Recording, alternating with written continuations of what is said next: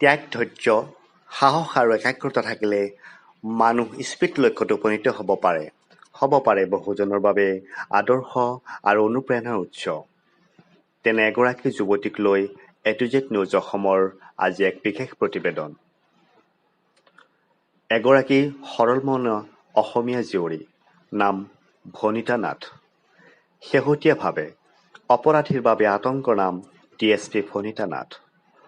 দবকাৰ ঘোৰ অৰণ্যৰ অভিযান চলাই অপহৰণকাৰী কবলৰ পৰা জীৱন্তে ব্যৱসায়িক উদ্ধাৰ কৰা, কুখ্যাত ড্ৰাগছ মাফিয়াক গ্ৰেপ্তাৰ কৰাকে ভিতৰ কৰি বহু সফল অভিযান চলোৱা DSP ভনিতা নাথ লেডি সিংঘম বুলিও সংবাদ মাধ্যমত চৰ্চা লাভ কৰিছিল।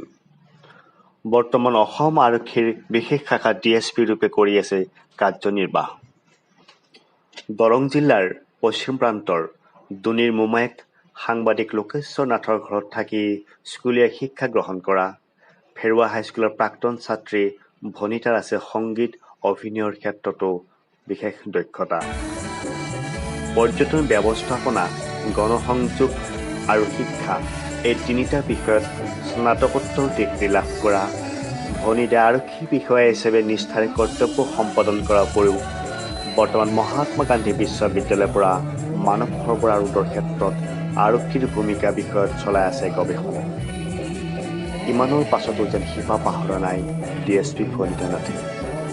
আজৰি সময় পালে শিপাক খামচি থকা ভনিতা নাথে পুখুৰীত নিজে জাল পাতি মৎস্য চিকাৰ কৰে, পথাৰত ভূঁই ৰোৱে, তাঁতশালত বহি নিজৰ লগতে মাতৃ ককায়েকৰ বাবে বয় কাপোৰ। DSP ভনিতা নিয়মীয়াকৈ কৰে সাহিত্য চৰ্চা। কণ্ঠশিল্পী JP দাসৰ পৰা আৰম্ভ কৰি বহু শিল্পীৰ সৈতে সংগীত পৰিৱেশন কৰা ভনিতাৰ এই উত্তৰণ যাত্ৰা অব্যাহত থাকক। A-to-Z নিউজ অসমৰ তৰফৰ পৰা থাকিল শুভেচ্ছা আৰু শুভকামনা। আচলতে আৰক্ষী বিষয়াসকলে একোগৰাকী মানুহে, গতিকে তেওঁলোকো সাধাৰণভাৱেই থাকি ভাল পায়। মোৰ ক্ষেত্ৰতো তেনেকুৱাই। মই এগৰাকী সাধাৰণ ছোৱালী, গাঁৱত ডাঙৰ হোৱা, গতিকে গাঁৱৰ পৰিৱেশে মোক সদায় আপ্লুত কৰে। গাঁৱত শিকি অহা সকলো কাম মই কৰোঁ, যেনে ভূঁই ৰোৱা, মাছ মৰা, হাল বোৱা, গতিকে সেই সকলো কাম মই সৰুৰ পৰাই শিকি আহিছোঁ। তেনেকুৱা এটা পৰিৱেশত মই ডাঙৰ হৈছোঁ, গতিকে সেই কামখিনি মই এতিয়াও কৰি ভাল পাওঁ। সময় সুবিধা মিলিলে, যেতিয়া সময় মিলে মই তেতিয়াই গাঁৱৰ ঘৰলৈ যাওঁ, মই তাত থাকোঁ। এই যিখিনি কাম মোৰ দৰকাৰী কাম বা মোৰ যোনখিনি ভাল লগা কাম মই সেইখিনি কৰি পেলাই মোৰ যোনটো চখ সেইটো মই পূৰা কৰোঁ। আৰু মই ভাবোঁ প্ৰত্যেকগৰাকী ব্যক্তিৰ এটা সাধাৰণভাৱে জীৱন যাপন কৰাৰ এটা মন থাকে, আৰু সেই মনটো মোৰো আছে। গতিকে মই এগৰাকী সাধাৰণভাৱে থাকি উচ্চ চিন্তা কৰিবলৈ ভাল পোৱা ছোৱালী।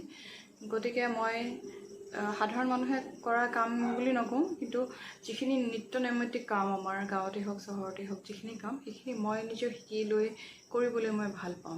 News desk report A-to-Z news Assam.